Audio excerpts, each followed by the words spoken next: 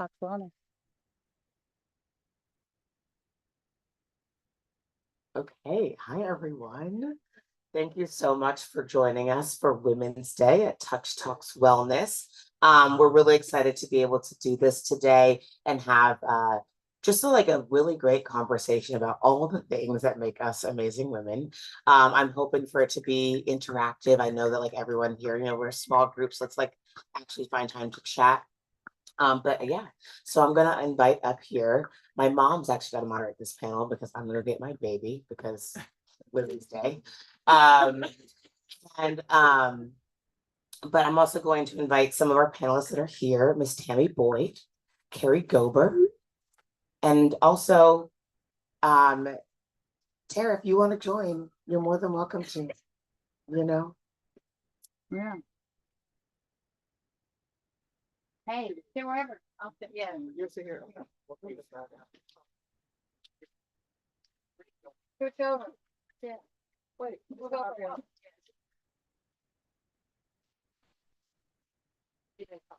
Oh, you understand? Oh, yeah. Sorry, love. I know. So good morning. I always talk about breast cancer. So let's not talk about breast cancer today a little bit. Talk about other things that impact women. So, Haley had, kind of gave me a list of questions, but I think I want to talk about just being a Black woman in America right now. Right. And I think health is our foundation. Right. If we're not healthy, we can't be these super women with these purple capes that we put on every day, no matter what. Right. I mean, what was the first thing you guys thought about when you woke up this morning? Let me go. Like you opened your eyes, what was your first thought? Well, I got the text woke me up. So the first thing I thought is, why do people text before 7 a.m.? I'm being honest. And so that speaks to what you're talking about, protecting our space and our time. And so now that reminded me to go in and put that do not disturb feature. I have it set till 6 a.m. and now I'm gonna extend it. I'm gonna move it to 8. Good. And give myself grace. You go, girl. Yeah. So, but it also said that somebody wanted your attention. Somebody was counting on you for something. No, they wanted me to do something. Yeah, that's what I mean. That's what I mean. Okay. Somebody wanted you to do something for them. Yes. Right? Right? Well, the sun woke me up because we forgot to. Thank you, sister. Thank you, Ricky, for having me up here. The sun woke me up this morning because we forgot to close the blinds this morning. And I said, who forgot to do that? So the sun, literally, Jesus himself and the sun, waking up every morning after what I've been through is just, I wake up and I just say, thank you, Lord, whisper a little, even with all the chaos in the world, still thank you for us still being able to navigate this journey. I think as Black people, especially Black women, when our backs up against the wall or when someone thinks they're pushing our backs up against the wall, that's when our best selves come forward. And I think we're God's children, so we're naturally wired to be great. So I think I'm more like Yolanda. The first thing was a ring, but I decided to take a pause and ignore the call. So but the first thing that woke me up this morning was also just, I left my blinds open as well. So I was like, oh, this is bright. Yeah. But it's just a reminder is, Black women, I think we just go, go, go, go, go. And I've been kind of hoping to set a boundary with myself that take that 5 to 10 minutes to stop, do nothing, no phone, no computer.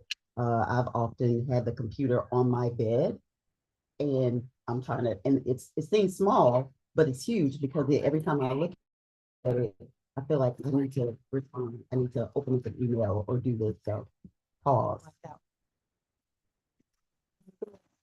So this morning, well, I should probably start with last night, we went to see Dave Chappelle, at Strand, and so, afterwards, he, kind of did like a Q&A. And so I woke up this morning just thinking about some of the things that he said. Actually, it's my first time like actually hearing him engage in conversation. Talked about, Martha's Vineyard and really the beauty of Martha's Vineyard. And he said, he came last year, he's back this year. And he said that, he gets it, like it's really about community. So, all during the year, you're running, you're rushing, you're doing all these different things. And so now, you can really just take a, just a deep breath, and that this is really about community. And so this morning, even thinking about coming to the panel, just kind of taking a deep breath, being grateful, relationship, knowing Ricky and Yolanda and Tara and Carrie, just being grateful and really looking forward to this conversation. But that just kind of really sort of reset and level set, why we're like, well, a lot of us are here, what the beauty of Martha's Vineyard is. Awesome, awesome, awesome. Well, I love that you're finding your peace, because our peace is non-negotiable, right? So, we are all hard charging Black women. What do you think is your biggest challenge in your life, your career, your personal life, everything? What's your biggest challenge right now? For me, it would be time. Mhm. It's time. It's time enough to do my work the way I want my work to be completed and finished and show up the way I want to show up. It's time to take care of myself. It's time to take care of my mother and my family. It's time to take care of my financial health. It's the time piece. So that's really for me one of the most challenging things. And then time for those aspirations. I am a creative spirit at heart. And so creativity is important for me to protect that, because when I'm not protecting my time and space, my creativity goes down. And so time is a big factor for me. If you could have like one more hour, what would you do with it? Huh? Exercise. Would you? Okay. We always say we don't have time to exercise. My patients come in and nothing, number one thing they say, I don't have time. Yeah. And we didn't really do introductions, so we'll do that. I was thinking that. I was like, we should just talk. Who are you? Just I know. like How are you? people. I know. I'm Yolanda Lawson. I'm an OBGYN by background. I'm based in Dallas, Texas. I'm a past president of the National Medical Association, which is the largest organization of African-American physicians in this country. And I work a lot. I have a lot of jobs. My name is Tara Robinson. I'm a 3-time heart attack survivor, but I'm also the co-founder of Black Heart Association, and we're based in Dallas, Texas. And we offer free heart health screenings across the nation to our communities. My biggest challenge, I think, is balance and time. I'm a time freak too, not in the sense that I don't want to waste my time here on earth. I want it to be very, I like to call myself a purpose vert, like walking along with Jesus with his, and I know you'll hear that a lot from me, but when you've been through what I've been through, you cannot do anything but give him credit. A purpose vert, to walk along with him and not in front of him. And so I think balance and time for me, balancing the busy life of Black Heart Association, but also making sure that I have time and making sure I'm walking in alignment in the way he wants me to show up for the rest of my time here on earth. I love purpose for it. I'm going to steal that. We're going to talk though, because we're abandoning the term balance. We're abandoning that. We're going to talk about. All right, let's talk about that. Okay. My name is Carrie Gober. When I introduce myself, I always say that I'm first and foremost a patient advocate. Both my mother and father passed away from cancer, breast and colon. So that's my first priority, is to be a patient advocate. But I am the chief of staff of research for the American Cancer Society. And my challenge is that I feel like we all, like in this role, obviously as the chief of staff, I'm executing and making sure that our scientific research priorities are executed. But I need to also change that and focus on myself and do that same execution and all the strategy planning that I do for the team. I think that's my challenge. Again, time, and always kind of putting my time last versus forward. So. I'm Tammy Boyd again. So my background, Capitol Hill, known for positioning legislative and policy on the Hill with companies. And then in terms of my challenge, I would say it is currently just really figuring out how to like bounce back faster. So for example, I'm traveling for a client, I'm in Tunica, Mississippi for the Congressional Black Caucus. Then I jumped on the plane. 2 days later, I'm here in Martha's Vineyard. Then you're leaving, you're going to fly out to California for a client. And so in between, like, what do you I mean? You almost have to start making sure you're working out, making sure you're taking the vitamins. What are the right vitamins? And making sure you have those things in play, because your health has to come first in order to even be able to keep up. And then you just start to think about like longevity and what that looks like. So I would say that's my biggest challenge, in knowing how to, what does what does it look like to be able to bounce back, to stay, to really kind of stay in the game. Right. So you brought up balance. Want to talk about it? Yeah, I brought this up because I was at this conference or something, and and I used to use that word a lot too. I was always like, for patients coming in, how do we balance our lives, right? Work and pleasure and all of these things. And they asked us to stop using that word, stop pursuing something that probably is unattainable. Right? Interesting, right? Interesting, huh? Right? Because we use that word, we throw it around a lot, balance, and then it makes people, y'all hear about physician burnout certainly all of the time. And all of my physician colleagues, everybody's talking about, because I don't have balance, I work too much or this. And I have other friends, they thrive on working a lot, right? They are out of balance if they're not working enough. And so really, I think about prioritization. I agree with you, putting priorities. And I wake up every day because it's just obvious it's never going to be enough time for me. And my other friend, he tells me all the time, if it's not enough time in the day, it's a problem with you. Because I'm always saying it's 24 hours is not enough. He says it's a problem with you.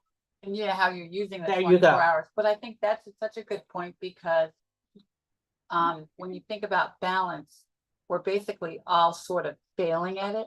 So we have this perspective that it's a goal that we can't meet, and we're all these high, performing goal achievers, right? So it kind of puts us in this position of negativity. Because every day I would wake up feeling like I failed. I failed because I didn't get I balance. go to bed feeling like I failed. Right. Even though you did a million things. Even though I did more things than most people did, by the time 9 o'clock rolls around, Right. I've done more things than most of my friends have done all day. I got you. So I have a question, Dr. Lawson. I'm sorry, I'm turning to the Yeah, moderator. When you say balance, and so is it also that we need to look at what things on our list of lists that we need to segregate or kind of delegate to someone else? I mean, obviously, as a physician, there you can't always delegate, but what things on those lists do we need to start No, moving? I agree with you there. And that was something else. I have another friend, she's always something, even in work, certainly as clinicians and physicians or nurses and pharmacists, number one, practicing at the top of your license. So like in the work environment, sometimes we're doing things that somebody else can do. So I bought several books around delegation. I mean, delegation is really, really key. But I'm saying, taking the word out of balance, I stopped even trying to, my balance with work is not going to be. So y'all remember we were at the Deltas meeting a few years, the Deltas policy meeting. And I went into the economic justice just to take a peek at what they were saying. And one of the panelists, and there's 300 Deltas in this room, right? And she says, y'all need to have 7 streams of income. And I remember looking at that room, this room of women, and I thought, okay, it's a lot of teachers, principals, accountants. How could you possibly have 7 streams of income? Oh my God. Of income. So I'm sitting there and I started counting. I was like, wow, I got 7. I got like 5 jobs, right? I got a part-time job, I got another part-time job from that part-time job. And I was like, but I mean, the average person, and all of you, and I've asked everybody this, do you have your 7? Some of it may be jobs. She talked about it could be real estate. Some of it maybe you may invest. She said you should have 7. And yes, because you could hear the gasp in the room. But I had 7 at the time. I'm down to 4, y'all. So give me Some applause. I'm down to 4. Kind of You count. count, yeah, yeah. It made what the counting made me do was stop and see how many things I was doing, what's really benefiting me, what's in alignment. Also, you're talking even about the jobs that make money. What about the jobs that don't make money? All right, I've done about 4 of those this morning. The volunteerism. The volunteer, I mean, just when you say the word Delta or Link, right? No. Let me tell you about that. When I think of balance, I think of too much of anything takes us off. So I don't look at it as my job or as my spouse. I look at it as too much can throw us off. So when we talk about 7 incomes, my sister will tell you, I'm like, being busy isn't a good thing. And so I'm very mindful to be busy, because busy work isn't healthy for us. And when I say busy, I mean 7, like going after these streams of income. And I think money is great, like the next person, but I also think it can drive us to an unhealthy place. And so I cannot do 7 things, but I can focus on one thing and doing that well, and it can lead to 7 things. So I kind of go that way. Yeah, I don't believe in business. It will run you crazy. I've been there, so that's why I say that. Well, yeah, I guess I look Yeah. at my business as my God job. So I don't really even think about, But he doesn't give it to us to kill us. no. And we Business- can't get too far ahead where Yeah. we're so busy doing so much that the person that assigned you this mission Right. is way back there and you're up there, and you look back and be like, oh, I thought we were going together. So I think we Right. have to be careful, Right. because we can get into Right. this rat race of Right. trying to always prove and show Right. up for everybody everywhere. And sometimes we just Can't do. can't do that.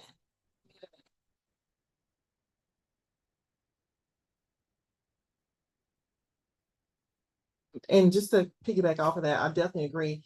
I mean, so one of the challenges, especially if you're an entrepreneur, and I think a couple of us are, I mean, you have to really discern quickly whether you're being busy, or you have to be really intentional, because there's so many different avenues that you can pursue, and you may pursue one that never really, and there are some good long-term things that do bear fruit, but you want to make sure that, you know, you're being very intentional about it. So I definitely get, I think for entrepreneurs, just really balancing whether the business part versus being intentional about things that you know, obviously going to lead to something, a goal that you've set.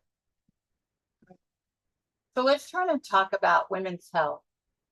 And in the breast cancer space, you want to get a fan for the button? In the breast cancer space, the one thing that always comes up, because of some of it is hormone driven, is hormones and menopause and hot flashes. And you know, we meet so many young women who are dealing with, you know, drug induced menopause at a young age. But let's talk about like some of the things that are going on kind of in the hormone space. Like, should you take estrogen or not? Or you guys, you know, doctor, help me. Like, what are all the things that women have to think about when they're thinking about their hormones and managing through really every phase of hormonal health, right? True. So, I mean, just level set with everybody, because this is a topic that I'm pretty passionate and can get charged about, because Good.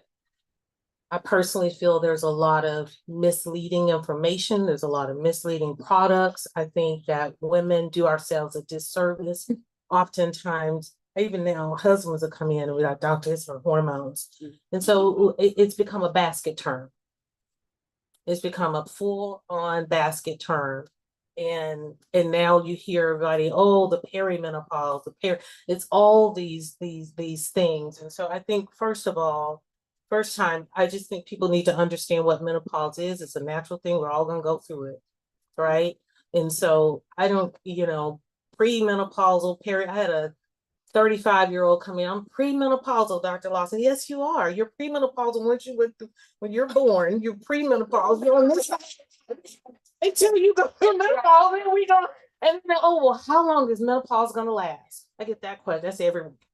I just left the National Association of Black Journalists. Oh, and- yeah. But yeah, but how long, somebody in the audience, Libby asked, how long am I gonna be in menopause? And I never realized it, but when you, again, we're dealing with a health literacy thing, because people think and post. And I never, but patients would always say, postmenopausal, so how long is this gonna last? And I was like, what do you mean? Until you die.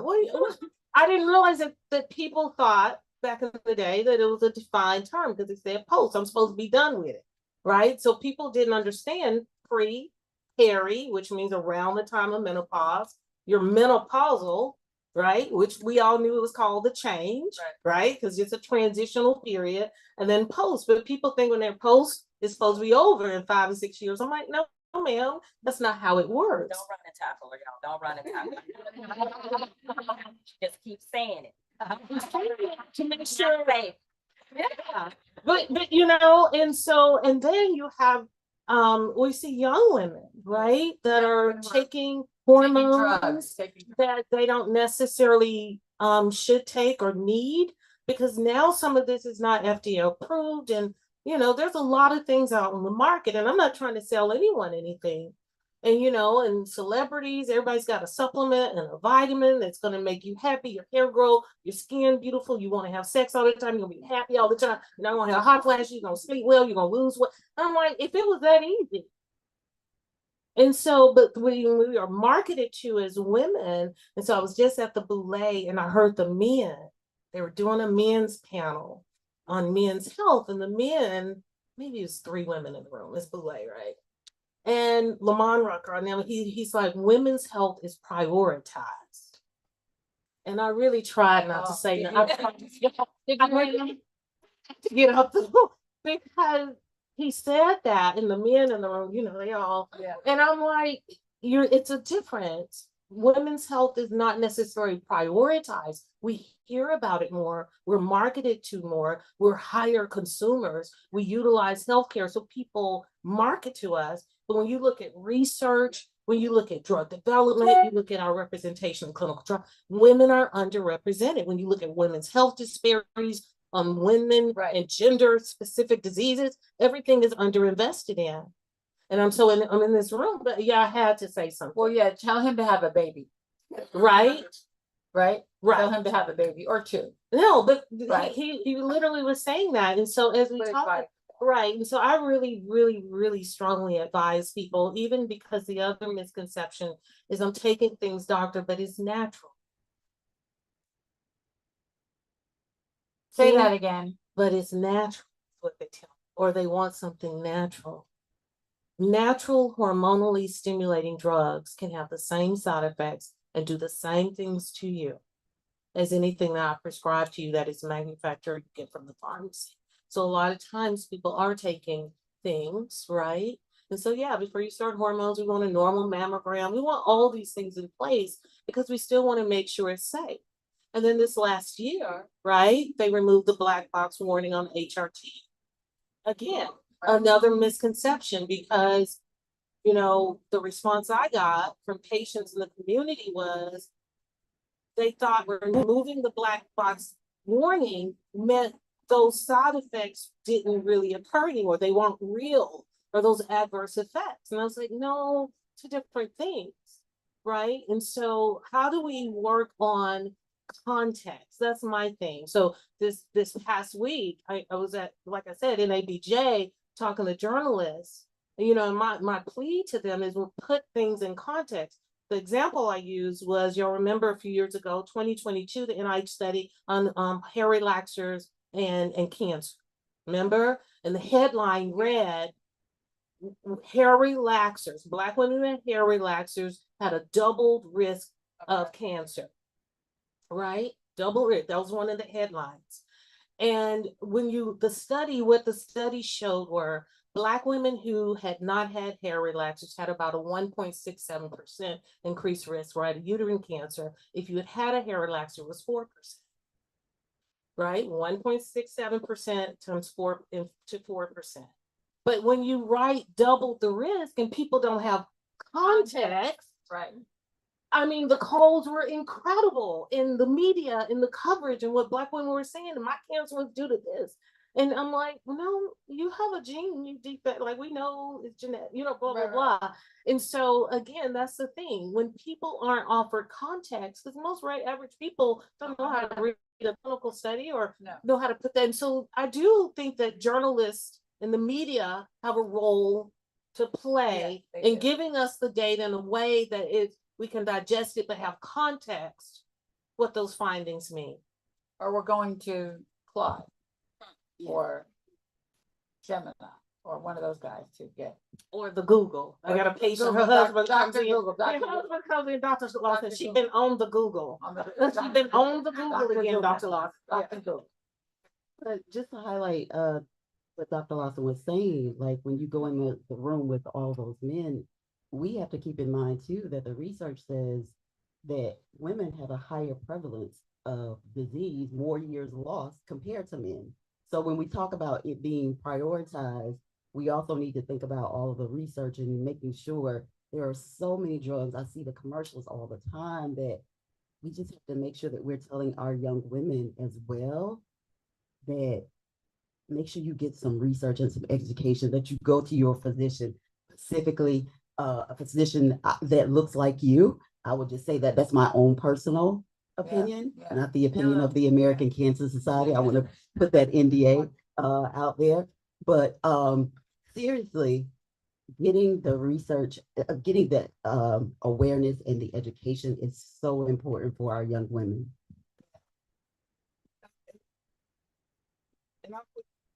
And I'll quickly say, you know, when previous position, I was Chief Policy Officer at Black Women's Health Imperative.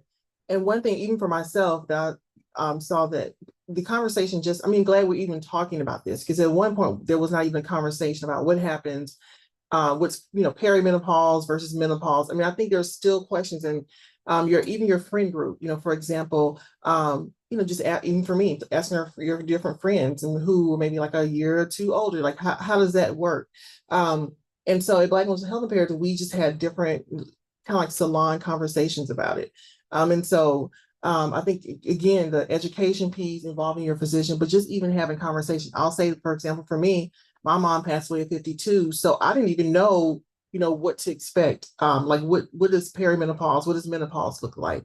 And so I think it's even, again, just bringing those conversations down to everyone, to the peer level is also key as well. So Tammy, having your mom die at 52, what are you doing differently, or what happened? Like, have you changed your health behavior because of that? Well, in terms of, I guess for my mother, I mean, definitely, so she died of uterine sarcoma cancer. And so for me, I've definitely along the way, make sure, you know, you're getting your pap smears, make sure you're getting, you know, they see something differently, getting a biopsy, and just being more cognizant of it. And then, I mean, I also see, even working at Black Women's Health Imperative, and I think we sometimes underestimate, you know, how much education just the regular Black woman, the everyday Black woman is getting. I mean, I work, again, a lawyer, went to law school, worked on the Hill in healthcare. And I'll tell you, before I went to Black Women's Health Imperative, there were just basic things that I did not know, even because one, you know, maybe some mother passed away as well, but just the general education, it wasn't even getting to me. And I actually did healthcare on the Hill. And so, yes, being more cognizant of my health, you know, trying to get on the different, you know, trying to figure out the vitamins, trying to figure out how, you know, if I need to walk more, run more. So really prioritizing that. And sometimes the work can get in the way, but understanding that you can't allow that, which I think, you know, part of it was even for my mother. She raised 3 of us, and she was always going. And by the time they detected it, I mean, you know, it was really too late. So When I think of peri and menopause and postal menopause, I blame it on the healthcare system, y'all. Except with love, of course. And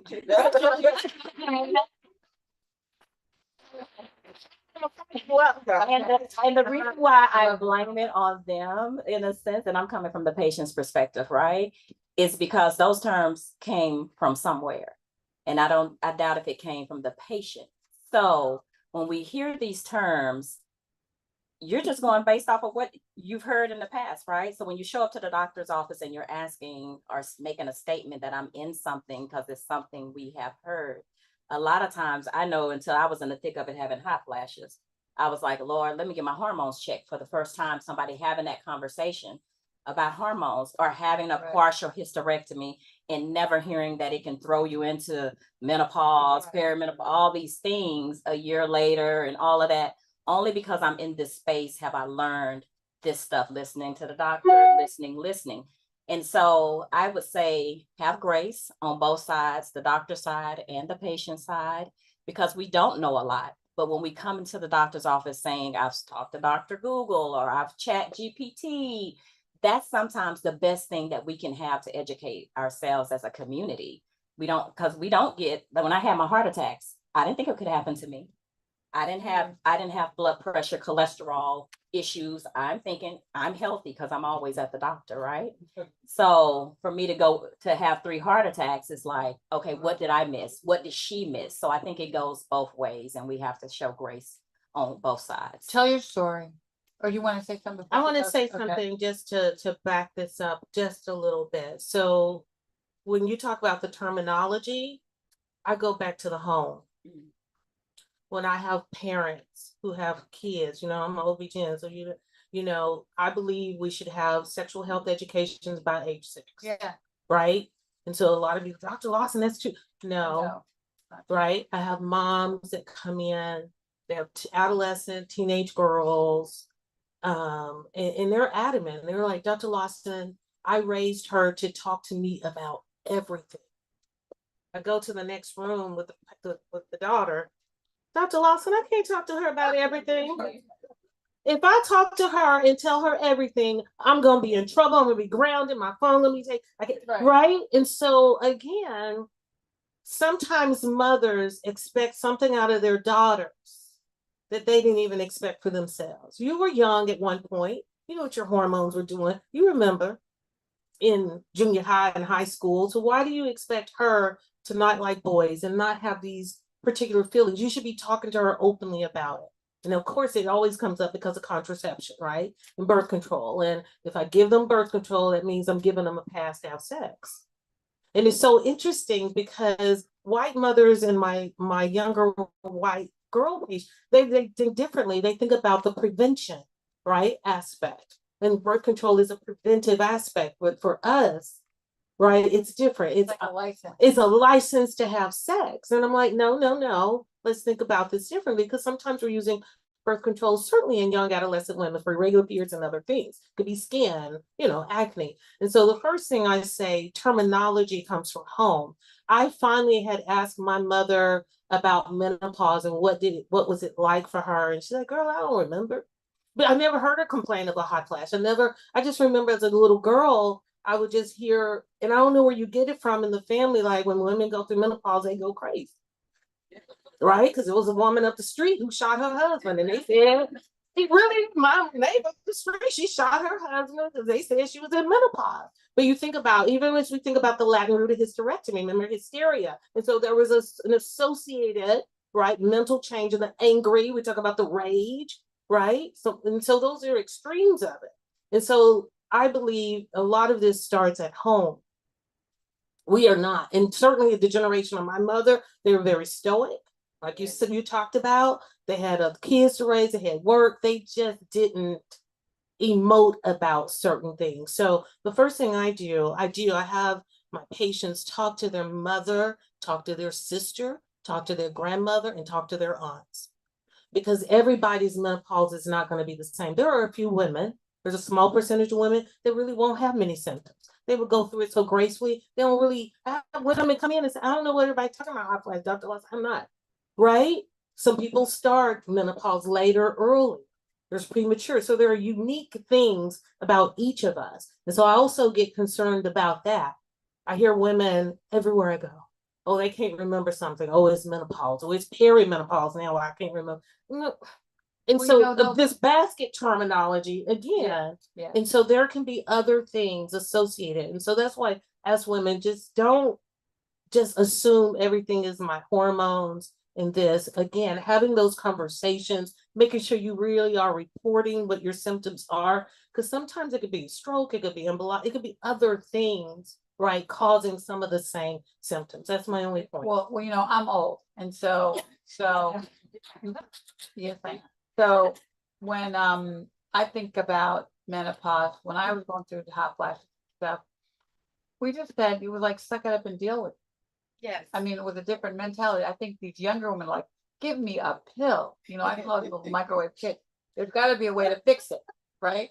And we were more, I think, more tolerant that it was gonna happen. Because I did talk to my mother, and I mean, I think we had, okay, this is gonna happen, it's gonna last as many or whatever, deal with it, figure it out, you know, I was like, in my house, take my clothes off, or whatever, but. The first time, I was naked, I flashed. 30 degrees outside, and you naked. But I mean, I think now younger women think, I can take something for this. Like, we have so many medications now and so many solutions, and Dr. Google and Claude to say, try this, try this, try this. So I think people are looking for a solution to something that our mothers just suffer through, right? And do we need to suffer through it, or should we find a solution? I mean, I think it's that there's a individual choice, yeah. And we can also say, because Yolanda and I, Dr. Lawson and I are both from the South. When we all be from the South, okay. So I mean, so definitely in the South, you don't really talk about it. So even, I mean, I don't know. if Put it's- another pretty dress. Right, so I mean, depending on, yeah, so, you know, maybe it's different if you're from, say, the East Coast, but in the South, I mean, there literally was not a conversation. I mean, even now, I'm kind of piecing, okay, my grandfather, you know, had open heart surgery, this happened, you know, piecing together, but you just didn't even really talk about it. You know, you showed up at the hospital, but you did not talk about the different things that happened. Well, there's a study out that 60% of Black families do not talk about health. And Assign when a they do, health it's a crisis. That's why we're advocates. So tell your story. Tell your Assign a story. health advocate to your family.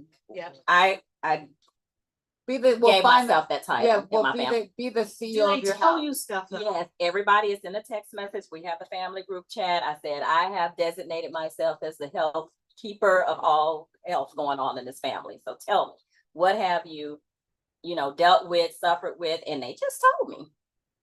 But we are a very close family, but they did just tell me all the things. So now I have it all filed away, and you can kind of track and kind of see what trends are maybe in this little group and then this little group here. But I believe if you're that person that kind of gets along with everybody in the family, then you become the person that keeps the records. Yeah, I And I call think that we the CEO. Yeah. The health CEO of the family. Be the health CEO. And we actually have a great worksheet on our Love of My Girls website called Know Your Her Story. So you can download it and fill it out, sit down with your grandma and your aunties and take it to a family unit, or take it to your house on Martha's Vineyard, who's here with you, and fill it out. But That's really great, because I send my patients home with a homework assignment to get the family it's in our history. bags. It's in our Yeah, bag. to get the family history, because after so many times of hearing Big Mama or Granddaddy died from old age is what they say. I was like, no. Or They something do, down- they say. something down there. Or Every gynecologic cancer is ovarian cancer, right. right? They just know it's a GYN, but they call it ovarian cancer. Yeah. And so things like that, but trying to get the specificity, Right. trying to keep these records and logs like you're talking about, because a lot of us, you know, the way our families are, or single mothers or fathers, and you know, you have very limited information is very often for African Americans. So it's very important to have that piece. To know your her story. Yeah. So tell your story. My story, I Oh. will say, That's okay. oh, I'm sorry. Go ahead. Sorry. Go ahead. Again, I've highlighted before that both of my parents passed away from cancer 12 years ago. But in my own journey, I just want to highlight having the care team. And sometimes that looks like a physician like Dr. Lawson, but you also have to have other people. I also realized with my mother and my father, we also had to fire some people from the care team. Fire a few doctors. And another person that was in our family that was like the CEO or the advocate and things like that, they were not getting the right information to share with the family. So that was even more detrimental that we had the CEO, but that person wasn't going to get in second opinions and things like that. So I say all that to say, thankfully now, because my mother had breast cancer, I also go through biomarker testing. Even coming here to the vineyard, the first thing that I did when I got off the plane, I came straight to Touch to have my breast cancer screening. And even for a person that's in research and public health, it's unfortunately, and I sadly have to admit that this was the first screening that I've even had this year. So again, when we talk about time and boundaries and things like that, that was one thing I was like, oh my goodness, I haven't even had my own breast cancer screening. So it's important, again, I say the care team, just make sure that everybody is getting the right information and also making sure that you're, asking the questions. I often, when Tammy was saying, sometimes even like as we're traveling on our girls' trips and we're having dinners and all of the great things and birthday parties, when are we having those conversations with our friends, colleagues to say, hey, let's talk about our health this week. Right. Let's go to dinner and have this conversation. Let's go on a girls' trip and really talk about our health and how we help others.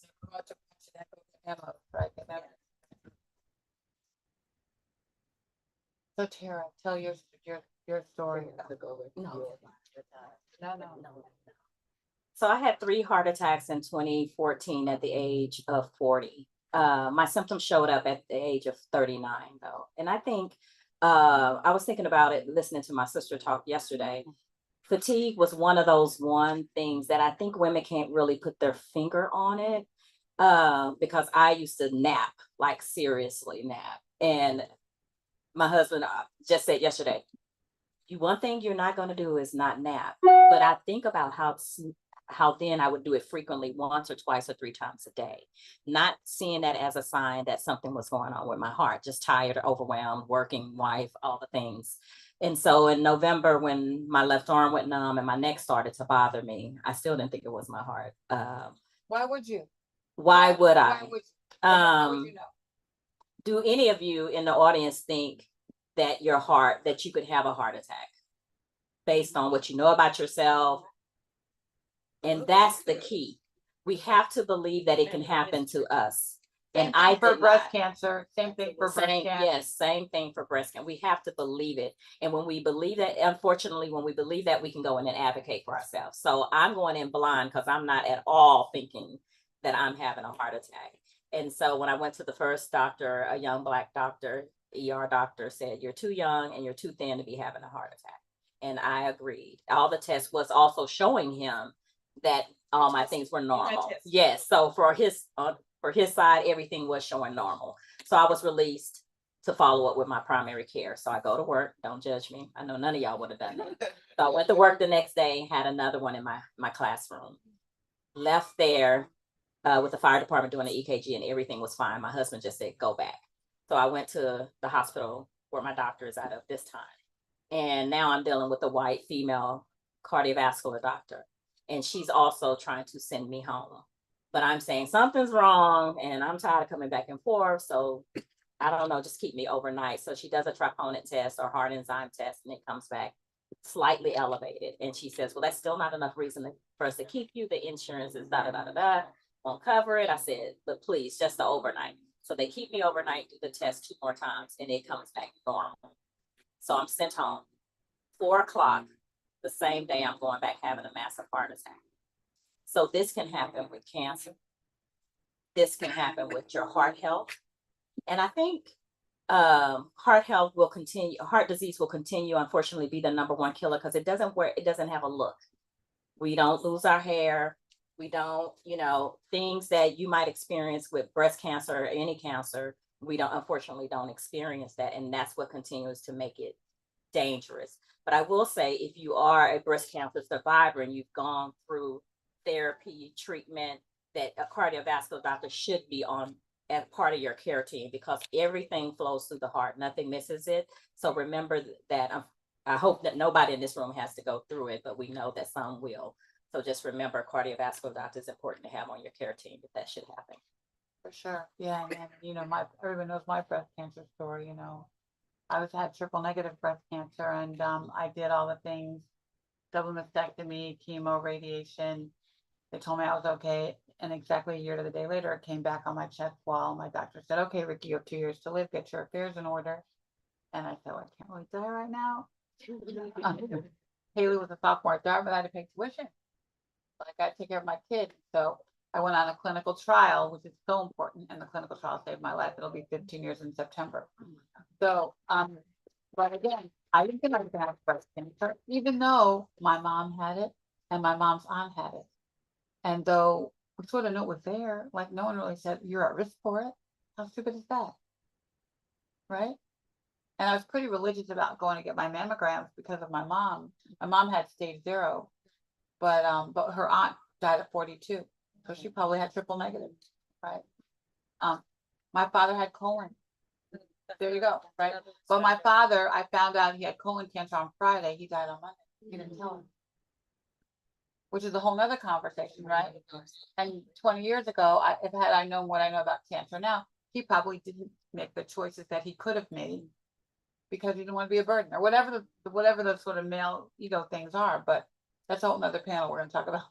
But I think your point and my point is we are all at risk.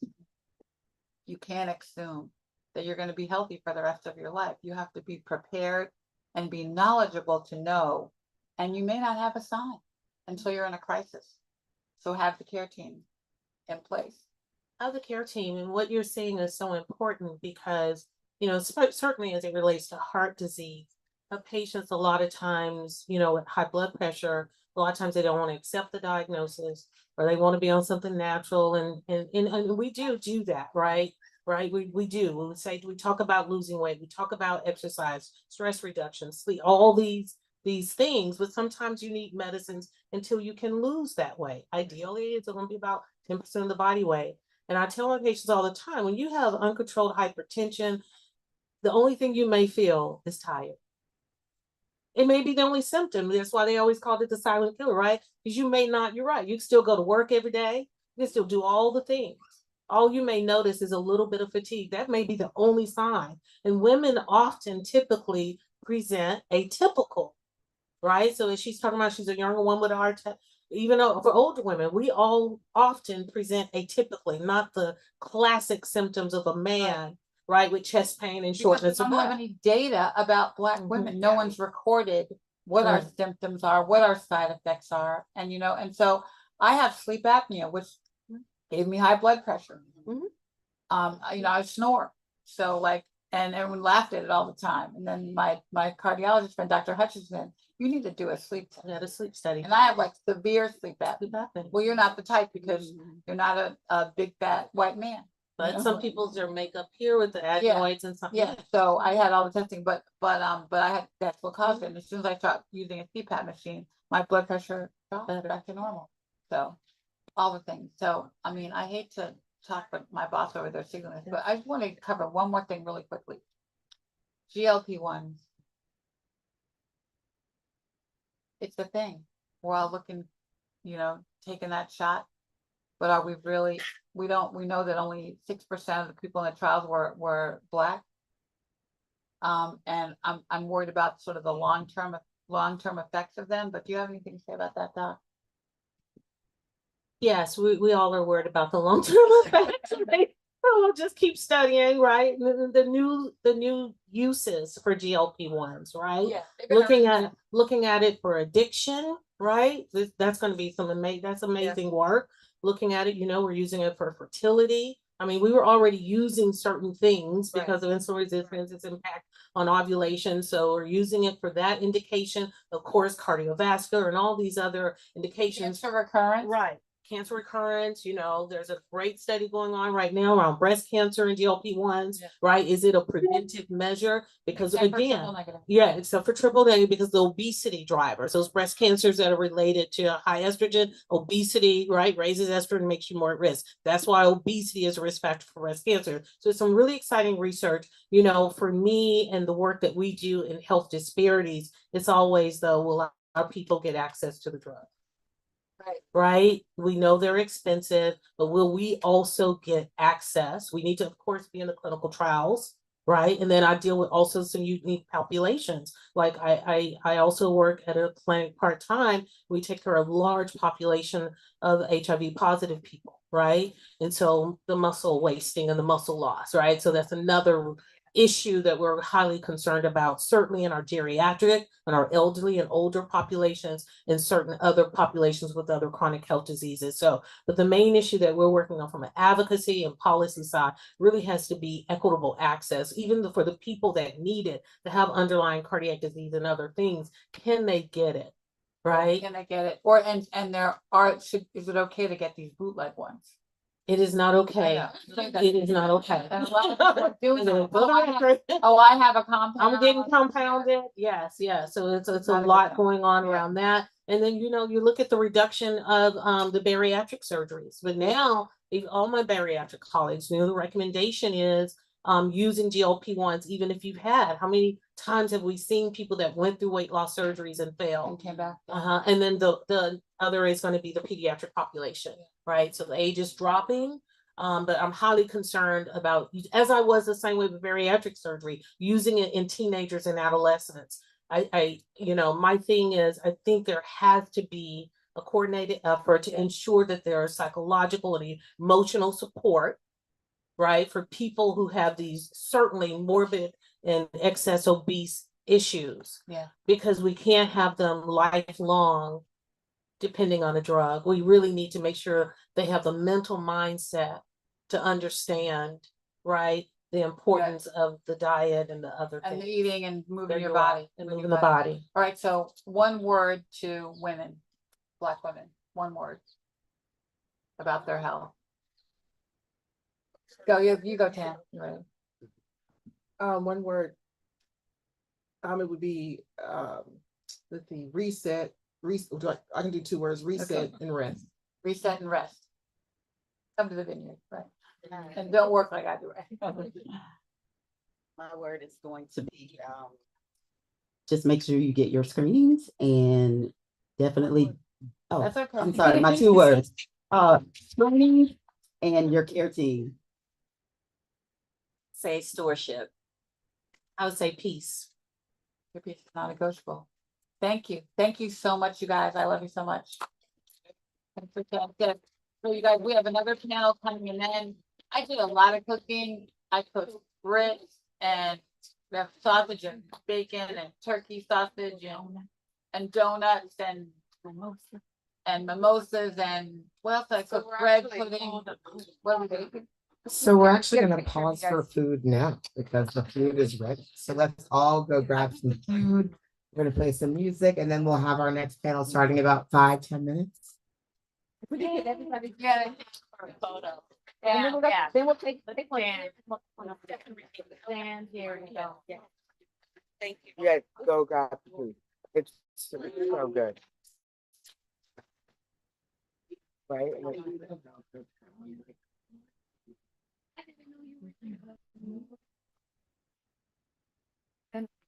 Take one more here, one more here. Yeah. Mama Ricky say right here. Yep. We gotta do it the vertical way for the socials. Yeah. Instagram. For the gram, looking, if it wasn't on the gram, it didn't count. It didn't happen if it wasn't on the gram. That's what they say.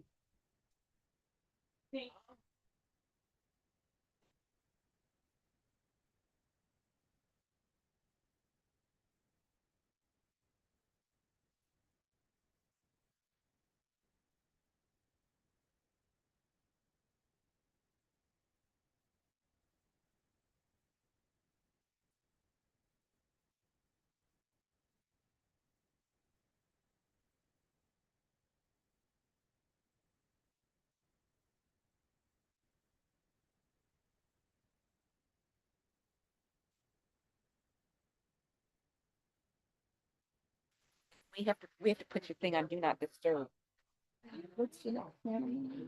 Women's health, more women's health, really sure, but please stay.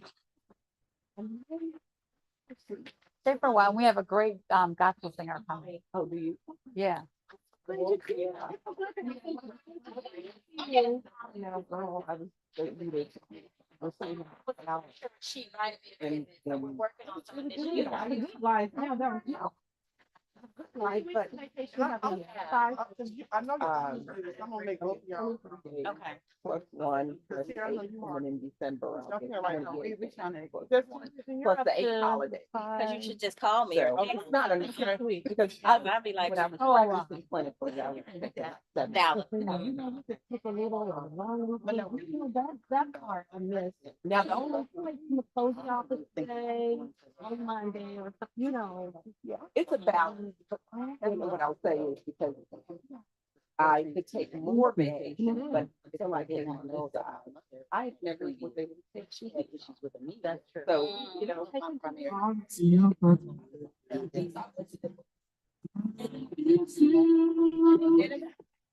I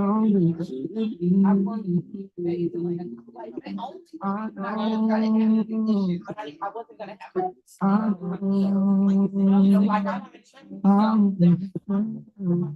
no, I mean, I still have it. It's great today, but I'm stuck.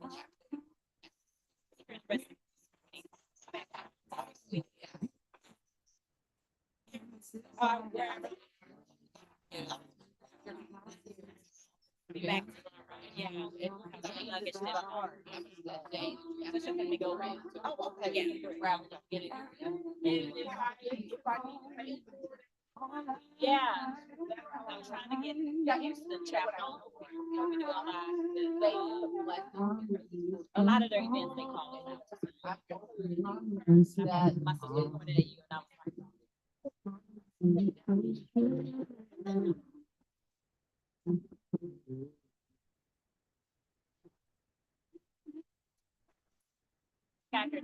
like, yeah, so we have, I believe it's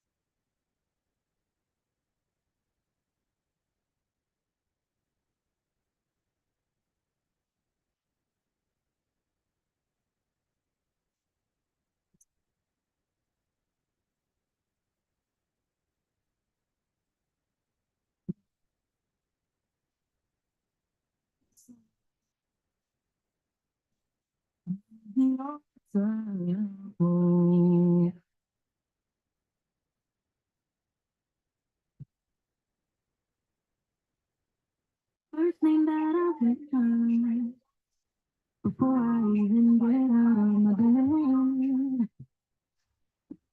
You never see the sweetest thing that I don't want to get out of my head.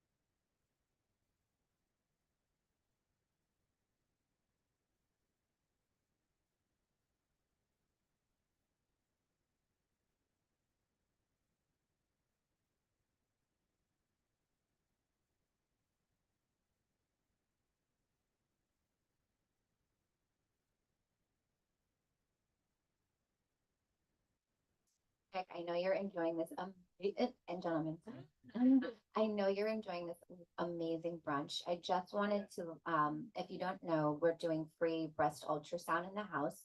So if you're here and you haven't had your breast checked in the last 6 months, or you would just like another exam just to ensure everything is great, we are here doing them.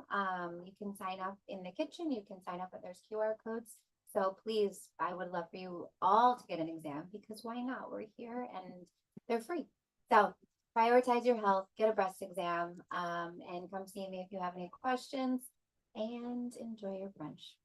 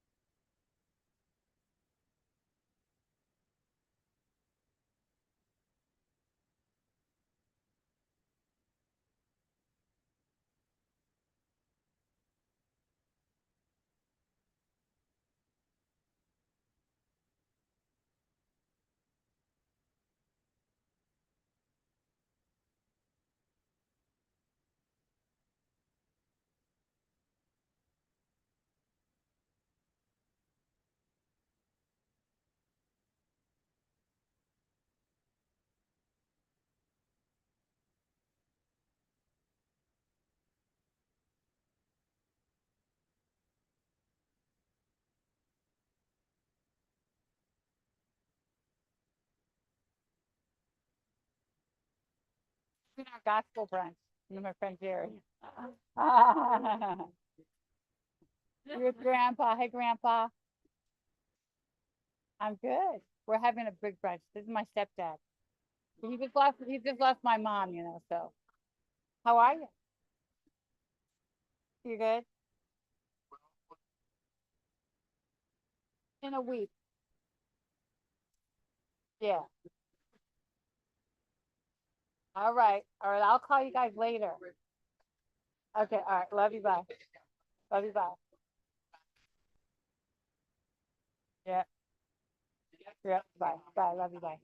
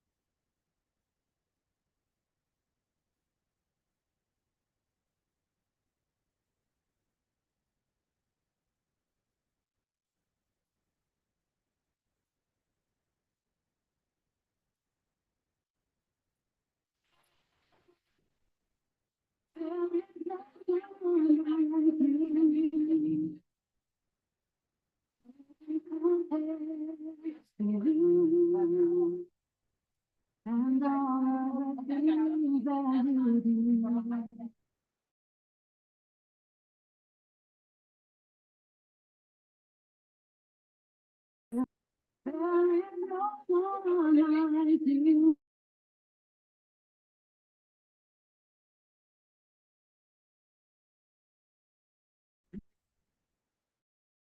And all of the things that we do,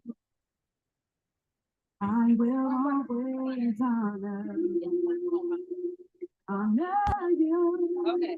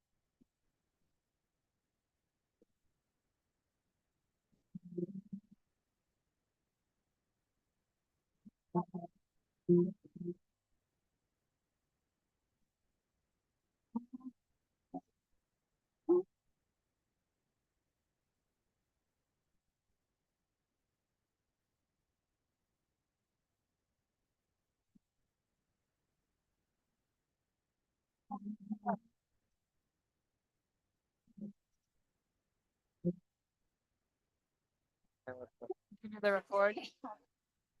Okay, everyone, grab your plate, come take a seat, and we're gonna get started with our next panel. So, our panel today. On the next panel. Go ahead.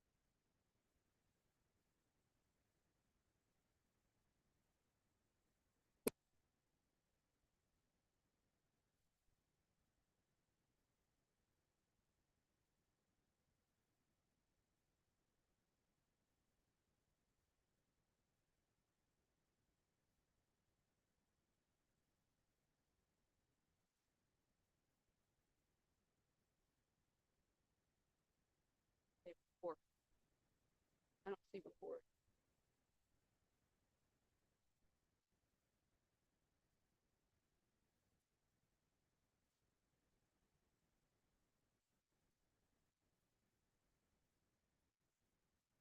Make sure you eat the egg frittata. That thing is good.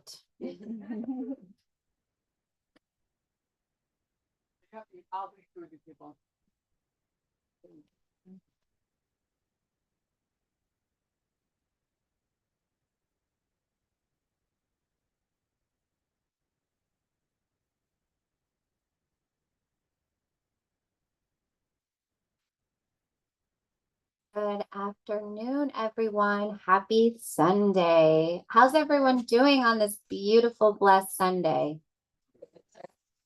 Good, good, good. Listen, we are so blessed to be here today in Martha's Vineyard with this amazing brunch that they really and truly threw down in the kitchen. But even more important, we're all here gathered for a really important women's health conversation. And I am so honored to be in company with three amazing women. And I would love for them to introduce themselves. We're doing it ourselves. Good afternoon, everyone. My name is Candace Coleman. I am co-founder of Meet Her Health Education Resources, a nonprofit focused on providing breast health and advocacy work for women, specifically women of color and under the age of 40. I am a breast cancer survivor myself, diagnosed at 38. I just made 2 years past treatment, and I am welcome. I'm happy to be here today. Hi, everyone. My name is Pearl Phillips. I am a registered nurse. I am a clinical trials design strategist. I've worked with most of the major global CROs. And I'm also a breast cancer survivor as well. I've designed clinical trial breast cancer trials as well. Yeah, and I'm also CEO and founder of the Sight Foundation, the Community Initiative for Trust and Engagement. We're a global organization based in recruiting people of diverse backgrounds into clinical trials, and really just turning stories and stories like all of ours into data that benefits the community, that allows us to be part of medical advancement and medical innovation. That's amazing. Hi, I'm Danielle Scott. I'm the CEO and founder of the Linkwell Group, and that organization focuses on raising awareness for breast cancer preventative treatment. We also focus on other public health initiatives, but I am also a previvor, and what that means is essentially I've had a double preventative mastectomy, and I did that by way of really my mom passing in 2020 and then losing also maternal aunt in 1996 from breast cancer. Thank you, ladies. I just realized I didn't even share who I am. I'm Tiara Neal. I'm the founder and CEO of Meet Her Health Education Resources in partnership with Candace. As you've heard, we're both breast cancer survivors. I was diagnosed 7 years ago, so I am officially a 7-year breast cancer survivor. Thank God. And you know, when you have this testimony and when God places you and kind of takes you through it, and then he brings you through it, and then he gives you this purpose that is so powerful and aligns you with individuals like this and Ricky and Haley and the whole Touch team. It's all by design. It's truly all by design, but it also helps us to recognize and really realize that the importance of, you know, these gatherings is to remind ourselves that we have to prioritize ourselves. We have to prioritize the Black woman. Why? Because we don't. We prioritize everyone else. So that's why this conversation today is so important, because what I want everyone to leave here with is to remind your mothers, your sisters, your aunties that they have to prioritize themselves, right? So my first question, a little off book, is how do you ladies prioritize your own selves in your day-to-day life? I think for me, one of my biggest things in prioritizing myself now, and I'll say this is fairly new to me, something that more started during treatment, during chemo and all of the things like that. Slow mornings, not rushing my morning. I think for many of us, whether it's corporate and things like that, you know, like my background being in like business, corporate and federal defense business development spaces, it is always go, go, go. It is always an appointment, a conversation, a trip, a thing. Slowing down. Cancer slowed me down completely to where it's like, I will get there when I get there. The things will happen. No one's dying. We're not curing cancer. You know, it's like you always say that, like, oh, we're not curing cancer. Slow morning. Just not rushing my morning.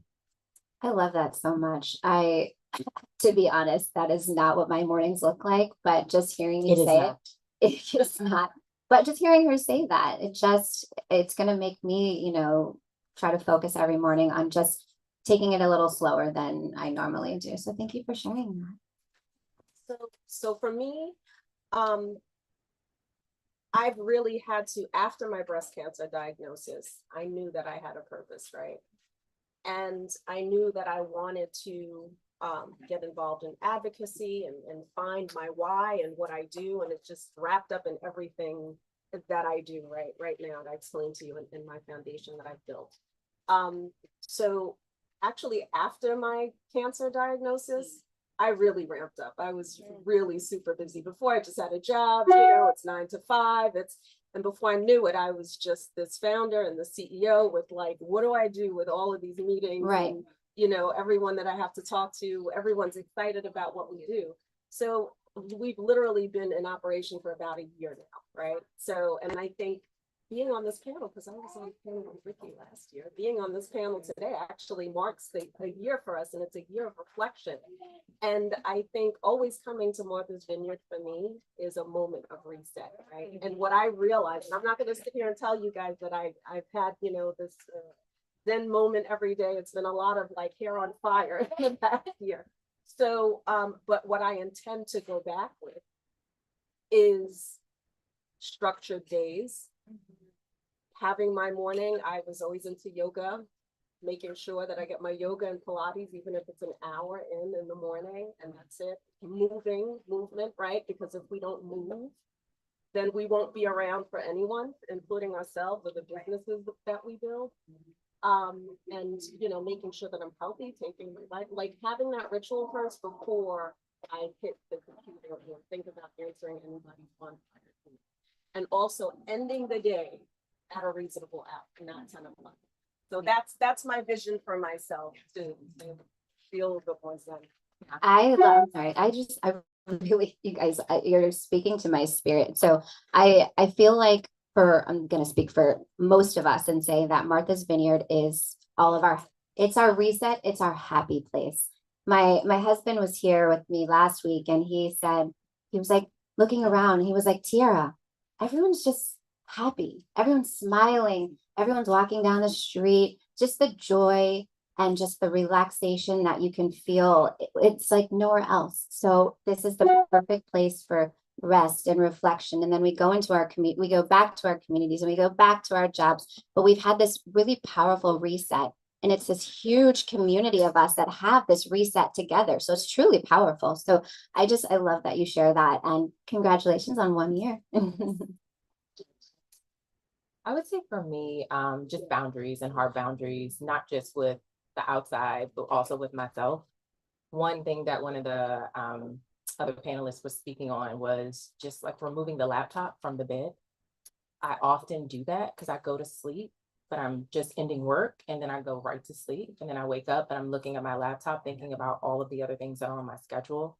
So that is one thing. And then the second is just delegation, getting yourself a team and trusting them, and then allowing them to perform. And just, you know, I think trust is a huge thing, especially when you have like a certain brand or a certain standard that you're trying to apply. So that has been really, really huge for me and really, really life-changing. Just also hard just being a Black woman, because quintessentially we are, F it, I'll do it myself. So that is also even hard. And that's a whole thing to even learn to trust and delegate, and that your team can do it, because when you see it's not done the way you would have done it, it's just like, screw it, I'll do it myself. But yeah, we can't always do that. Right. That's definitely on my list for you too. Yeah. Trust the team more. So I'll share. So I heard a panel, I don't know, maybe 6 months ago. And actually, Tara, I think Tara, maybe you were part of this, but you were part of this conversation. I know you were there somehow, some way, but I heard someone say that they, when they go to bed at night, they put their cell phone in another room. They charge it in another room, and they wake up in the morning and they start with the word, and they will not get up out of bed without starting with the word. And I said, that is exactly what I am going to start doing. I have not started to do that. But again, that's why we have these spaces, because they are reminders. We have to just really force ourselves to do it, because we are so attached to our day-to-day hustle and grind, and our phones and our computers and our children and our work and this and that. And we just have to hold ourselves accountable. I know for me, I have been trying to get a colonoscopy for 1.5 years now, and I have yet to do it. So I am looking at all of you and hoping that you will hold me accountable, that I will go home. And Don't worry about it. Okay. Don't worry about it. And I know I'm speaking to some of you all out there who have not rescheduled or scheduled their appointment, or rescheduled it and said, I'll reschedule it later. We got to get to those appointments, everybody, because you look up and 1 year goes by. And for me, it's been 1.5 years since I was supposed to have had my colonoscopy. And here I am, still haven't had it. So when I go home, I'm scheduling my colonoscopy. So I know I'm talking to some of you out there. So make sure you get those appointments on the book. I'll put it on my follow-up list for you. So ladies, you've all shared that you have had you've had either a breast cancer diagnosis yourself or have been affected by breast cancer. Can each one of you share your breast cancer stories?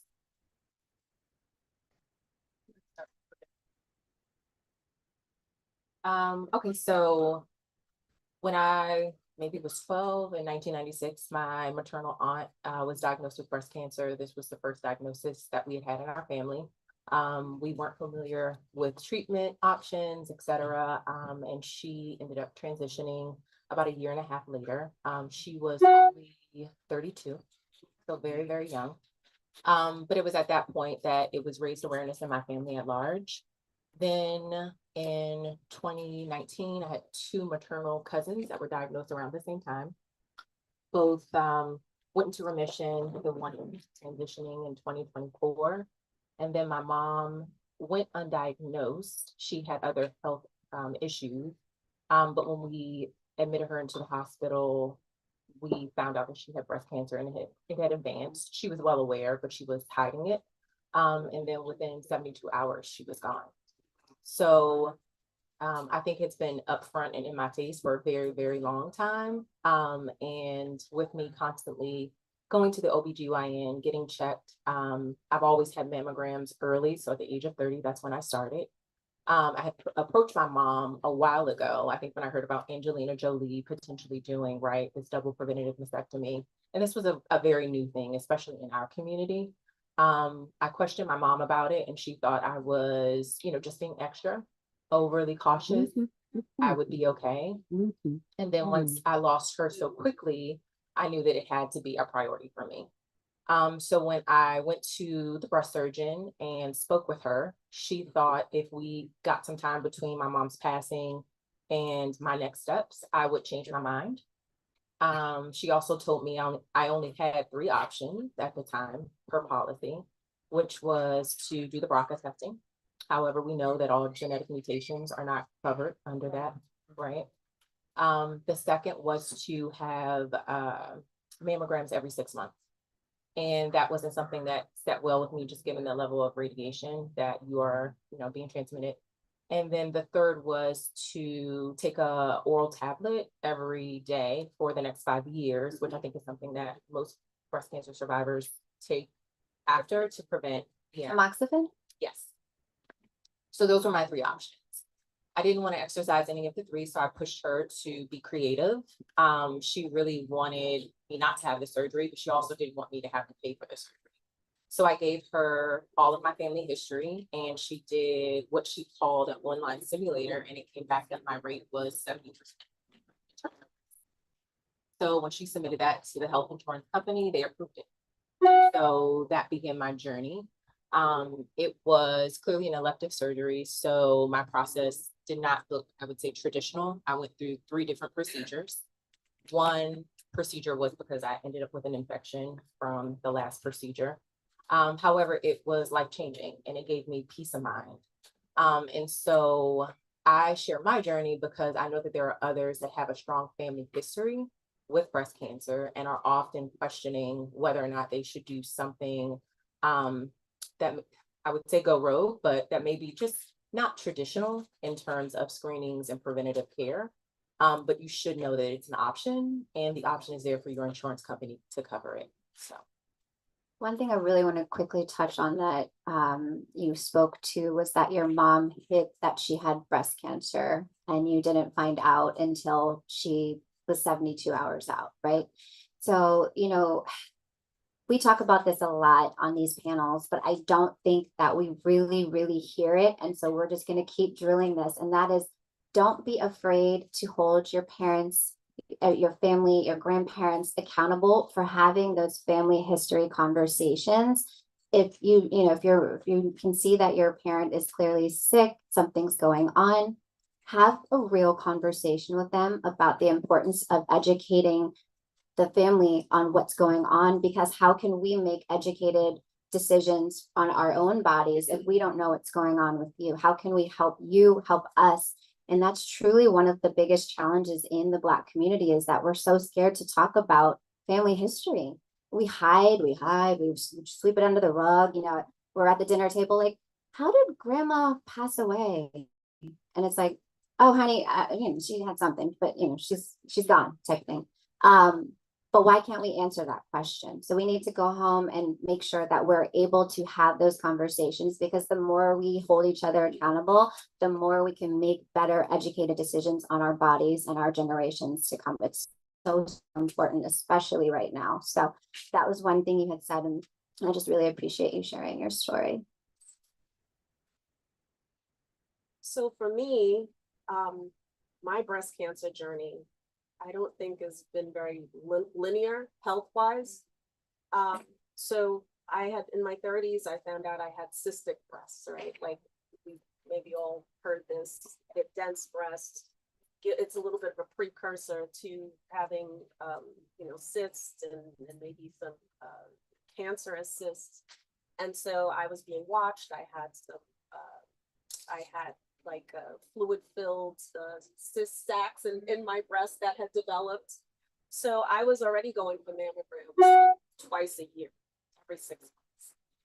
And, for me as a clinician, right, I'm a nurse, I go in there and I see other clinicians and I relate to them. So I don't, in my mind, I'm not the patient. I'm still not the patient, right? Like, I'm the nurse, right?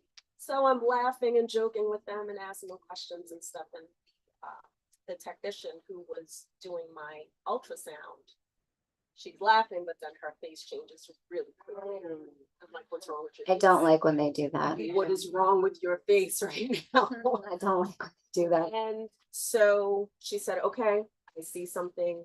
So, I got and I'm blessed, right? And I think it also talks about, how education, and I don't want to say privilege, but when you have a good job, I'm a clinical trials design strategist. I have colleagues. I was blessed enough to get some really good recommendations from some of my folks who were in graduate school with me, who were also physicians, and told me where to go. I went to Memorial Sloan Kettering.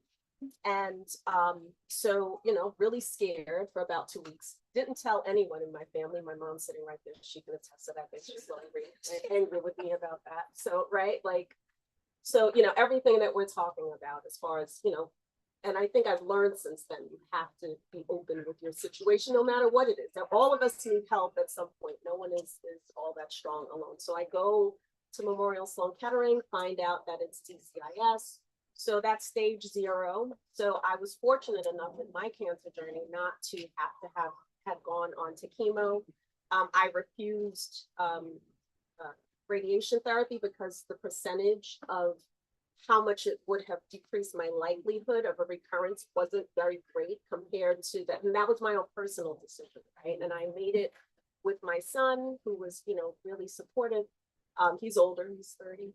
And so, that was my decision, but I did, and they said, if you don't do anything else, especially with DCIS, because it's kind of tricky, it's actually thought of as stage 0. So they did offer me the chance to not even have any surgery. And I said, no. We've got to get Not a this out. lumpectomy type of. I did have a lumpectomy, Okay. but they said, you don't have to. You can just watch it. Oh, no. No. Watch That it was- till it comes back and it spreads and it metastasizes. That's what they love to say to Black and brown bodies. That's So I said, baffles me. no. Yeah, and maybe the executive said, no, I can't sleep every night knowing I have cancer inside my body. So I decided to have the lumpectomy, and been on tamoxifen next year will be 5 years. So I'll be done with tamoxifen. But that's for me. Thank you, everyone. But for me, that was just kind of the beginning of the journey. So now I'm on tamoxifen. I'm like, okay, I'm on a pill now. It's fine. Can you tell everyone who's unfamiliar with tamoxifen, kind of what the drug does and what the side effects are and how aggressive they are? Yeah, I mean, I think it's different for everyone. Right. And I was on probably the higher side of the dosage. You can be on 10 milligrams, 20 milligrams. So for me, my cancer was hormone receptive, right? So what tamoxifen does, it blocks the hormone from estrogen, right? That's in all of our bodies. And that's, I think we heard earlier, it's, you know, never good to be overweight because it is a precursor for cancer because you produce estrogen in the fat of your body. But yeah, the tamoxifen blocks the estrogen from reaching your cells basically to create more cancer. So to decrease that. And there's certain medications that contraindicate with that, which, you know, I think we talked a little bit on the last panel too, like there's some things you want to be careful with. I've heard, what is it? The stuff that's in curry. Turmeric. Turmeric might be a blocker. And then I went to Memorial Sloan Kettering and they were like, no, we actually recommend turmeric for people. Right. I was gonna say, they recommend turmeric for me. I was like, So because I take turmeric every day and it's been helpful. But anyway, it's yes, you can have different types of side effects. For me, it was at the beginning of hot flashes. And I was already in, so when I was diagnosed, I was 47 years old. So I was already in what, perimenopause, right?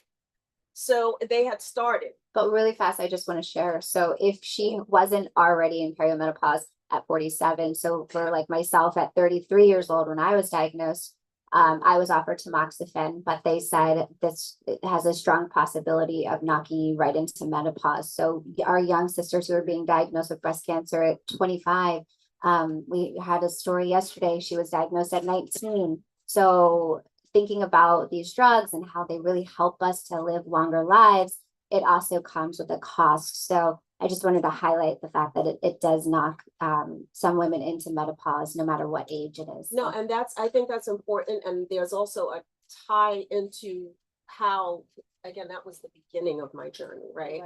Of how this related to my health status as a whole, because in my 30s, and it runs in my family, I had fibroids, like 80% of Black women. Talk about it. There's fibroids. That's a whole nother conversation. So I had fibroids, right? And how this relates is, to me, to this day, a little crazy, because what happened was, you know, I went on with my life after my lumpectomy, and I'm doing my yoga and my Pilates, living my best life. And all of a sudden I noticed that I had like a lump here. I was like, what is that? So I said, well, you know what? I haven't had my colon screen. I haven't had my colonoscopy. God's talking to me right now. And let me go get a colonoscopy because it feels like there's a tumor in my. At first, honestly, I mean, you're right. I thought I was constipated. Like that's fair. That's absolutely fair. And I was like, okay, it never goes away. So let me get a colonoscopy. So I go, and this is where we talked about like being careful too and advocating for yourself when you're in the doctor's office. Right. Because I went to the gastroenterologist who does the colonoscopy, and I said, hey, I have this. What is that? He was like, oh, that's just normal aging. You're fine. Oh. Gave me the colonoscopy. He's like, you're perfectly fine. Your colon is fine. And I'm like, okay, all right. Well, now I'm just gonna, and then like my stomach is bulging too. My stomach had always been relatively flat. So now I was like, okay, I'm fine. Which I shouldn't have done, and I should know better because I'm a clinician. But sometimes, you know, you want to be able to trust. You want to be able to trust. It's like you want to, but you have to question. So now a few months later, and I think it was getting bigger, I go to my GYN doctor, and I'm laying down, and she's doing her exam on me, and she said, holy, and I'm not going to say the word, but she was like, Pearl, what's going on with your uterus? Your uterus is so huge. And I was like, I don't know. I said, the fibroids are back, because they were shrinking right before I got on. I was like happy. I was like, because actually, and Mom, I'm sorry, I'm going to tell you business now, but my mother had to have a hysterectomy. How old are you? 40 when you have a hysterectomy? 38. So young. Wow. So young. My aunt, her older sister, had it at 39. So I felt like I escaped something, right? Here I am, 47. I'm keeping this uterus. Like I'm good. I'm keeping my hormones. I can, you know, go through menopause gracefully. So she was like, no, she was like, you're gonna have to have a hysterectomy. I was like, what? I was like, no, you're not taking. She was like, what do you want to be? 10 months pregnant, 12 months pregnant? She was like, she said, your stomach will be flat again. I said, okay. So I remember, so this is where it really, you know, for me, my journey went there. Because I thought, you know, you'd be on tamoxifen in a few years, no more cancer, eat right, exercise, do all the right things, you'll be okay. Here I am suffering the consequences of tamoxifen. Right. And so I just remember that day that I had to go into surgery. And I was being brave, but you know, so like I mentioned, I have a child. He's 30 years old, but he's still my baby. This is where I carried my baby. This was, you know, I was born with this. My mother gave it to me. I wanted my uterus, and here I was being wheeled into surgery and having to give up this whole history that I had with this one part of my body. And you know, like my surgeon, he used to tease me and he'd walk in the room like, oh, big uterus. Like, he's like, I've only seen like 3 of these. Like, he was like, so big. But, you know, I was brave and I put on a good face, but I remember I was wheeled into that room and the tears just came. And then they said, okay, I mean, we had to do it. They said, do you want to test it? Yes, we got to do it. And then they put me under, but you know, that just stayed with me. So fast forward, surgery's done, family surrounding me, thank goodness. But I started flashing hard, like seriously, so I went back to the surgeon and they tried to give me, I'm not going to say the drug, but but I didn't like it. I didn't. And so I'm going to leverage that conversation to talk about clinical research, right? Because I think that it's important, right, to make sure that these medications work for our bodies. And that's why I do what I do professionally. Yes. Because I want to make sure that these studies include us. It may work differently. And I think Ricky can attest to some of how, you know, different medications work on women of different ethnic backgrounds. Who knows? I don't know what this particular drug was and what the percentage of participants that participated in the clinical trials actually were women of color. I'm Hispanic too. Like, was it Hispanic women? Was it, you know, Black women, whoever? Like, what was this? Did I not like this drug because it wasn't tested for me? Right. You know, clinical trials is again another conversation. But we have to get into clinical trials. Yeah, I know like historically it's like daunting to even think about, but clinical trials, if we don't have representation, we will not have medicines for our Black and brown bodies. Excuse me. Oh, okay. So I wanted to really lean into that and make sure that we're also having that conversation at home, which is don't be afraid of clinical trials. You don't have to be sick to get into a clinical trial. And if you do get a diagnosis, make sure you ask about your options and make sure that clinical trials are a part of your conversations. And I'll just say one more thing about that, because people hear clinical trials, they hear that there's an actual intervention where you're going to have this drug that you don't know what it's going to do, make you green, you know, grow horns, whatever. But clinical trials doesn't always mean that. It means, and exactly like what we're doing here, it could just mean talking about how we're collecting data and understanding how different drugs work for our bodies. And it could just be a study just on collecting information, surveys. Those are trials too. So it can be as simple as that. And we need that, especially in maternal health. Yes. Yes. Understanding how pain affects women who are pregnant. I mean, we saw that awful video within the past year or so, right? Where this woman was sitting in the emergency room and really screaming out in pain, and no one, I mean, what is it about? Left her there. Yeah, just left her there.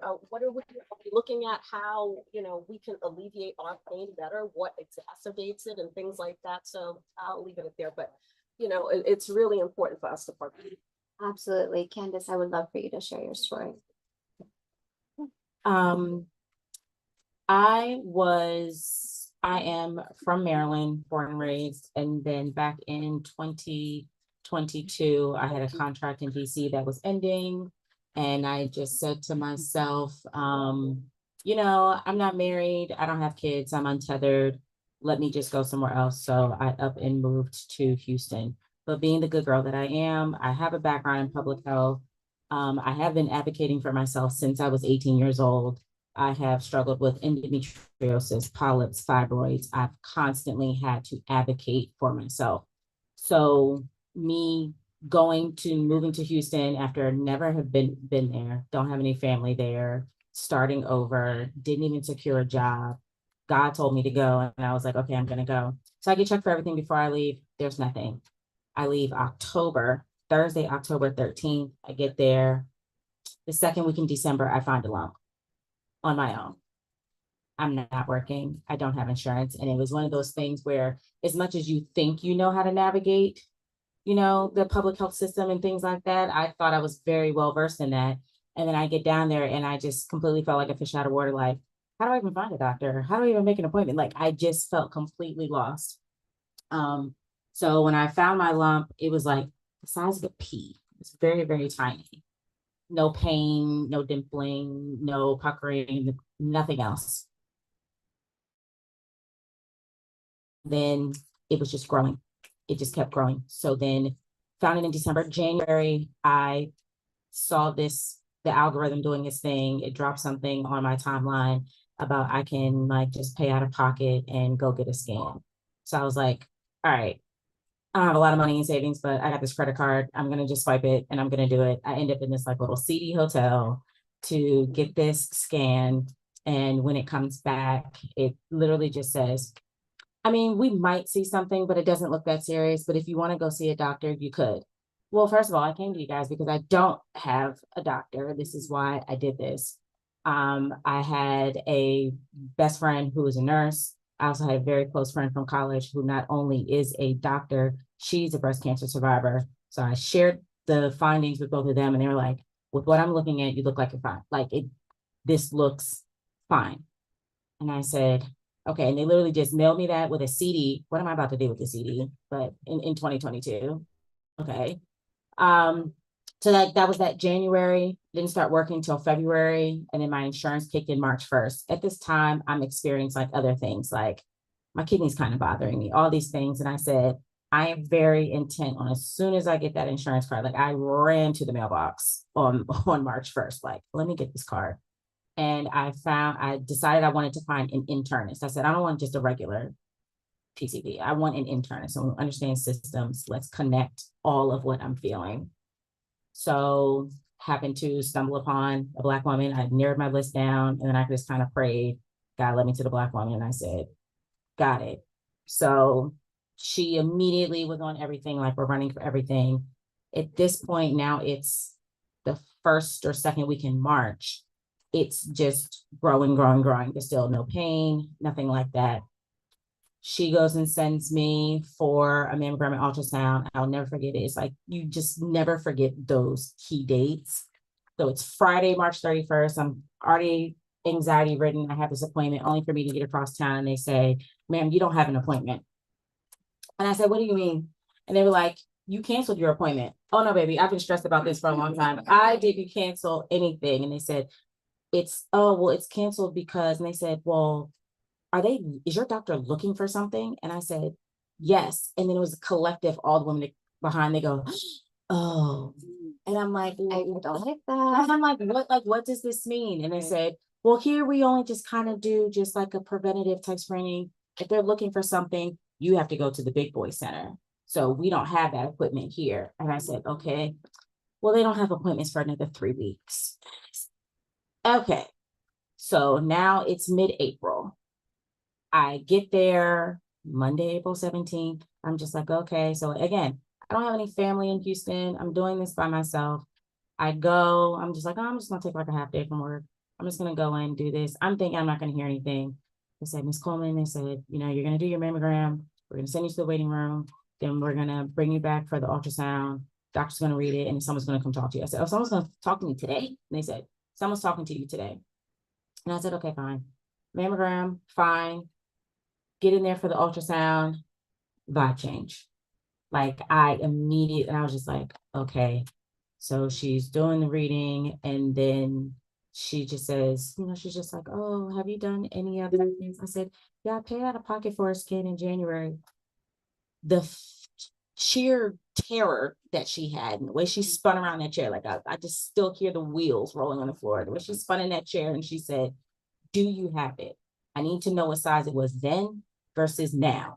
And I was just like, well, me being who I am, I was like, yeah, I got it on my phone. Like, so I show it to her. She grabs my phone and she's like, don't move. So I'm just sitting there. And I was just like, she's like, don't move. And I said, oh, well, you didn't check them. She goes, I'm not worried about that one. And I said, so doctor comes in.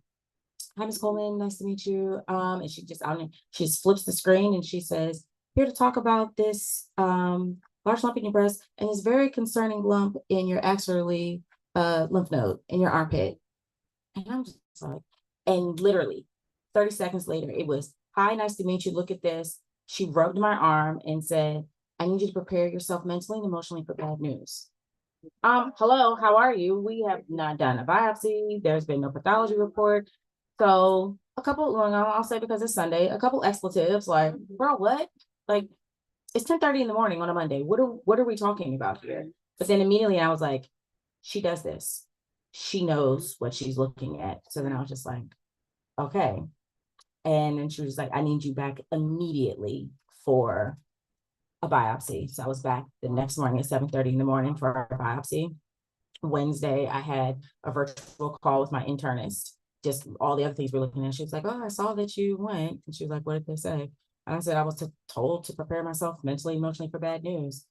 And I was like, look, I just moved here. I don't have any family here. Like, if this is what they're saying, what they think it might be. She said, I'm telling you right now, you're not going to get any better treatment than being in Houston. Do not leave here. And she said, it's up to you. If you want to go home, you can do that. And she said, but I'm telling you right now, there's no doctor that's just going to take these files. She said, you're going to have to start this process all over again. And you're not going to have time, depending on what it is. So she was like, you better get your family and your village in order. And if it is what it is, they're coming to see you. Tell them book a flight. And now she was like, okay, that was Wednesday, Friday morning, 9 a.m. Ms. Coleman, what were you told? To prepare myself for bad news. Hope you're sitting down. Not only is it breast cancer, it is also in your lymph node. We need you back on Tuesday for staging and starting MRIs. And it was just off to the races from there. I ended up not meeting with oncology until Wednesday, May 10th. And then it was, oh, Ms. Coleman, you have triple negative breast cancer. I'm thinking, oh, 3 negatives. Great. And they were like, worst kind, most aggressive, but it responds well to chemo, more expletives. Are you saying? What do you mean? That was never in my mind in that 3 weeks of trying to figure out what this meant for me. Chemo was never, and they said, not only response to chemo, you're starting June 1st. And so there was no time to think about freezing my eggs, what any of that may have meant or looked like. I'm literally finding this out that Wednesday. Mother's Day was Sunday. My mama was in town. I have my one and only breakdown. And then it was like, all right, chin up, chest out. What's next? Because if this is what I have to do, this is what I have to do. So I had 4 months of chemotherapy. Then I had surgery, just like the lumpectomy to clear the margin, and they removed 7 lymph nodes. Then I did a month of radiation, and then I had 5 to 6 months of immunotherapy. I did not, when people always ask, did I have any family history? If you look genetics and my genetic test, there was no markers or anything like that. But part of me fighting and having to advocate for myself, even when they went to go do the genetic testing, they only ask up to your grandparents. But I knew for a fact that my maternal great-grandmother had died of breast cancer. But the only reason I knew that is because I had an Ancestry account and I'm a public health major, and I knew how to read her death certificate that I found online. Nobody in your family was talking about it. No, my mother didn't even know that. I was like, did you know that? I was like, Mom, did you know your grandmother died of breast cancer at the age of 44, a month before she turned 45? Wow. And she was like, I had no clue. So I only knew that from reading her death certificate, and I knew how to read the medical terms on the death certificate. So when I brought that up to them and I said, well, my great grandma, and they just brushed me off. They were like, well, I said, write it down. Right. Because I know for a fact that she did write it down. So it was a lot of pushing and advocating for myself. I think even me, a lot of the advocacy that I do, it's one of those full circle things because I was not professionally working in a space that matched up with my public health degree, but being diagnosed and where I was treated in a clinic where it was all underserved people and a different socioeconomic class. So I didn't know till about halfway through treatment, till one of the nurses, she just said, well, how did you end up here? And I said, well, what do you mean? She said, you have a job? And I said, yes. She's like, you have insurance through your job? And I said, yes. And I was like, what are you getting at? And she goes, well, I see you coming here like little Hollywood with your perfectly packed chemo bag. And, you're working on your laptop and you notice like other people. And I said, I have noticed that, yes, I may be more privileged than others. I said, but at the end of the day, we all have cancer. We all have cancer. Like if this is the thing to knock everybody down to the same level, baby, we're all here getting infusion. Right. Everybody bald. Nobody got brows or lashes. Like we're all the same at this point. And she said, well, it's just that everyone here either is underinsured, doesn't have insurance, or they're an inmate somewhere. So me coming in there with my perfectly packed chemo bag and my 6-figure job, she was like, did you get diagnosed here? And I said, yeah. She said, that's the only reason you're here, because any other reason you wouldn't be here. And she was like, they're either not paying for it or it's very, very minimal. She's like, have you noticed that? I said, well, baby, I just threw it up to God. And I said, my focus was on staying alive. I wasn't worried about no bills. And to think about how when she first found the mass was in January, December, yeah. And those months are so critical because had it been addressed right away, her fight would have looked different. It would have looked totally different. Yeah, I found it technically like stage 1. By the time I was diagnosed, I was stage 2. 3 weeks to a month later, when we started chemo, I was stage 3, and it was just growing. So I didn't have a month. I didn't have even if I thought I was gonna freeze my eggs or like that, I literally didn't have time. So part of me advocating in the work that we're all doing, the work that we're doing, is because I sat in those spaces where watching how they would talk to people just because you thought they didn't speak or know, they didn't know or speak English very well. You assumed that they didn't have a college degree. You assumed because of the neighborhood they lived in and their socioeconomic status that they didn't understand things. Oh, baby, I gave them hell. I gave them hell. When I'm asking questions and you're trying to brush it off. So I had specific questions when it came to surgery. And I said, why? I was like, I'm someone who likes to work out. I'm very mobile. I'm worried about range of motion after surgery. Oh, you'll be fine. You'll be fine. And I was like, I need to know, I like to lift weights. I want to be able to move. Well, well, what kind of things? And I said something specifically. I said, okay, well, we're talking about latissimus dorsi. How do you know that? What do you do? So fighting for yourself. And I'm like, if you think I don't know this, just thinking about the people who are scared, thinking they see someone in a white lab coat and we're trusting what they say, that they don't always know everything.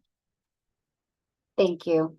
Your story moves me every single time. And it's just a true testament, everybody, that we have to act quickly. We have to advocate for ourselves. If something feels off in your body, act on it. Don't wait. She even acted on it, and it still was a delayed process that cost her 2-3 stages in her cancer journey. So what I would love to end on is just a quick takeaway from all 3 of you. I would love for you to finish this statement. What is one thing I would like the women in the room to take away from this conversation is? One thing is, so I have this bracelet on my wrist. It's the Little Words Project, and it's worthy. And that is my word this year. But we are worthy of access. We're worthy of preventative treatment. We're worthy of success. We are just worthy. So carry that with you. I love that. I'll say, I guess my word would be participation. Participate in the journey of your health. participate, be active in, I'll say, because it's what I do, clinical research, right? It really is important for us to join clinical research. And be able to move health forward for the benefit of future generations. Love that. I think for me, another bracelet, mine says, do it afraid. Make the appointment afraid. Show up to the appointment afraid. The treatment afraid. Waiting till you feel better about the situation is not going to help anything. Chin up, chest out, do it. Do it. Go, everybody, every single person in this room, I'm holding accountable, including myself. I'm gonna make that colonoscopy appointment. Everyone here, I'm holding you guys accountable. I want you to leave here from the island. Enjoy your time here, but make that appointment that we all know, right? We've been putting it off. Don't put it off. Don't wait. So thank you, ladies. Thank you, Ricky. Thank you, Touch. This has been an incredible panel, and we're just so grateful for all of you. Give another round of applause for our panel. We'll take a quick picture.